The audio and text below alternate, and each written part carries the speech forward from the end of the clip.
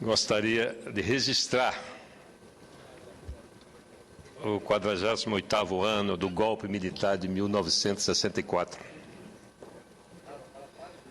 O golpe militar de 1964 é desfecho de uma conspiração que começou desenhada uma década antes.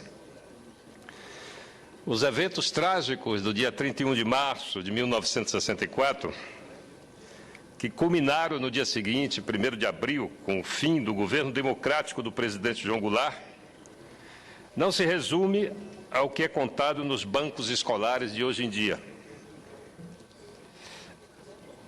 É uma longa história, até hoje mal contada. A meu ver, é preciso viajar no túnel do tempo até o ano de 1954. Neste ano, o governo do presidente Getúlio Vargas era atacado violentamente por seus adversários da União Democrática Nacional, da UDN, comandados pelo jornalista udenista e dono do jornal Tribuna da Imprensa, Carlos Lacerda, apoiado por um grupo de militares. O clima de confronto ultrapassava a palavra, tanto que um atentado atribuído a Gregório Fortunato, chefe da guarda pessoal do presidente, feriu Carlos Lacerda e matou o major da aeronáutica Rubens Vaz. A oposição, valendo-se do episódio do atentado, aumentou a carga contra Vargas e pedia a renúncia do presidente. Auxiliares do Palácio do Catete e o amigo Samuel Weiner, o jornalista Samuel Weiner, dono do jornal Carioca Última Hora, Vargas confidenciou 24 horas antes do suicídio: só morto sairei do Catete. Aspa. Às 8h30 do dia 24 de agosto de 1954, Getúlio se suicida com um tiro do coração em seus aposentos no Palácio do Catete, no Rio de Janeiro. Com a morte de Vargas, assume o vice-presidente Café Filho, do PSP, que governou num período de agitação manipulada por militares e políticos da UDN. Sob a presidência de Café Filho, no dia 3 de outubro de 1955, o Brasil foi às urnas escolher em eleições separadas o novo presidente e vice-presidente do país. Ganhou a eleição o candidato da coligação PSD-PTB, a mesma que havia elegido Getúlio Vargas, o ex-governador de Minas Gerais, Juscelino Kubitschek, com 3.077.441 votos, contra 2.610.462 votos do candidato dos militares e da UDN, general Juarez Távora. E aqui gostaria de fazer uma observação. Em 1965, a população do Brasil era da ordem de 58 milhões de habitantes. E naquela eleição, votaram 9.887.873 eleitores, o que corresponde a em torno de 20%. Comparado com a eleição de 2010, a população de 190 milhões de habitantes, votaram 106 milhões de eleitores, que corresponde a mais de 60%. Você vê a ampliação da democracia, da participação cidadã na construção democrática nesse país, como é lenta. E olha que em 1955 as mulheres já votavam, mas os analfabetos não votavam os jovens, enfim. Hoje nós estamos com uma participação cada vez mais ampla do cidadão que sabe que o poder é constituído pelo seu voto, que o poder é político.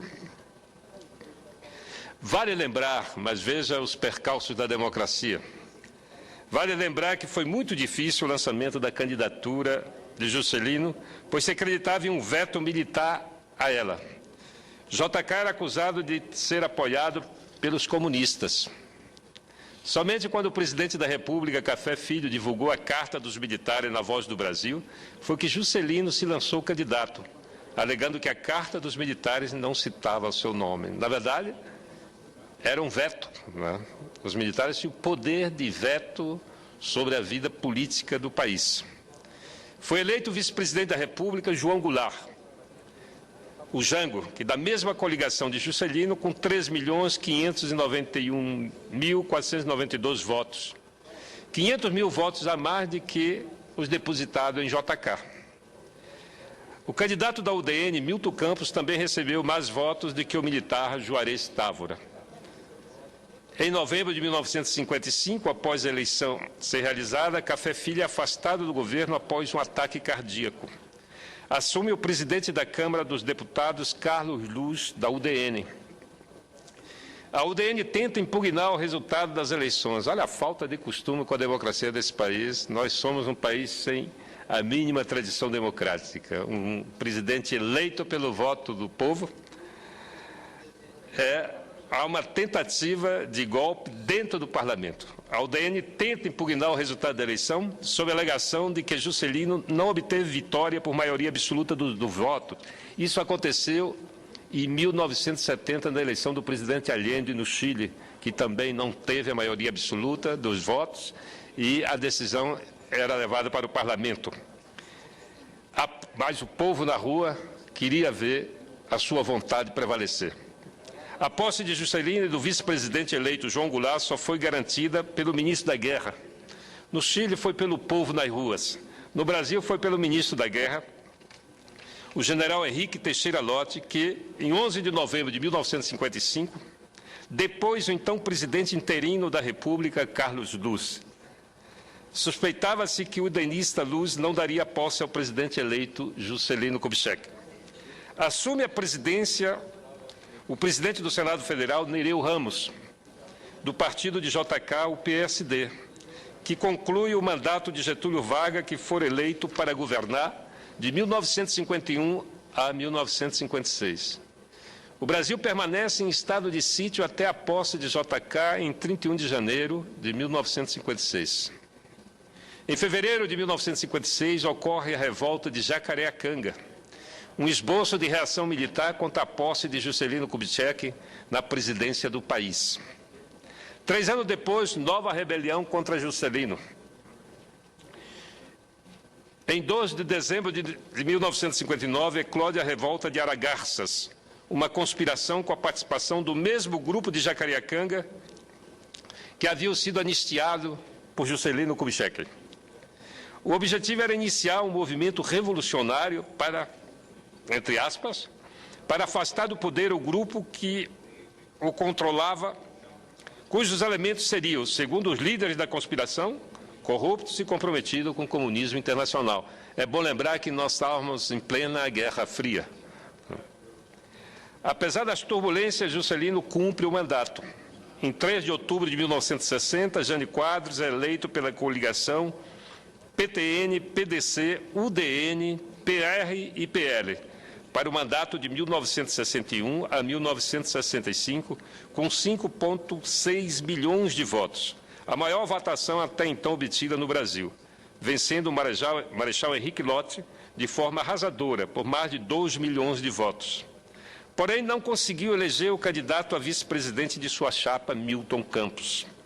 Quem se elegeu para vice-presidente foi João Goulart, do Partido Trabalhista Brasileiro. Os eleitos formaram a chapa conhecida como a chapa Janjan. Finalmente, a UDN e os militares aliados chegam ao poder. Mas logo perceberam que Jânio era um insubordinado.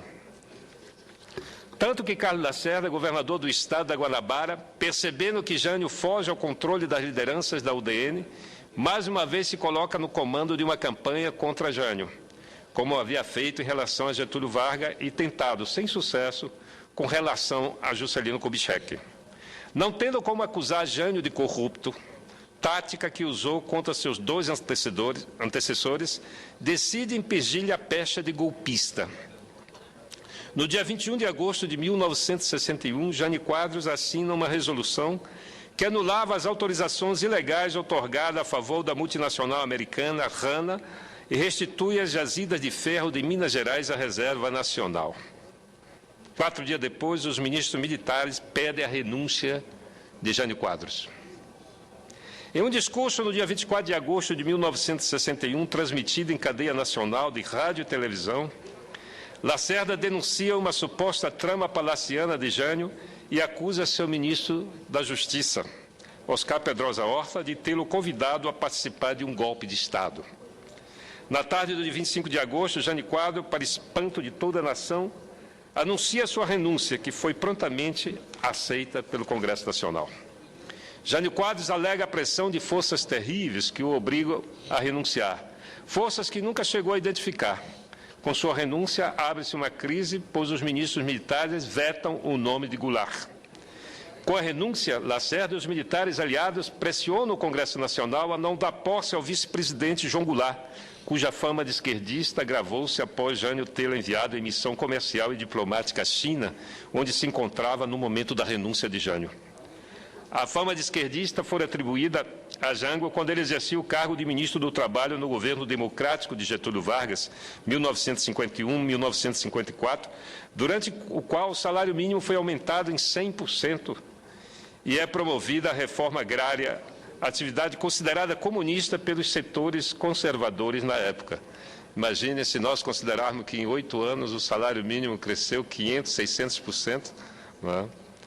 Um governo como esse, que aumenta o salário mínimo, amplia o poder de compra do trabalhador, não resistiria no Brasil de 30 anos atrás, 40 anos atrás.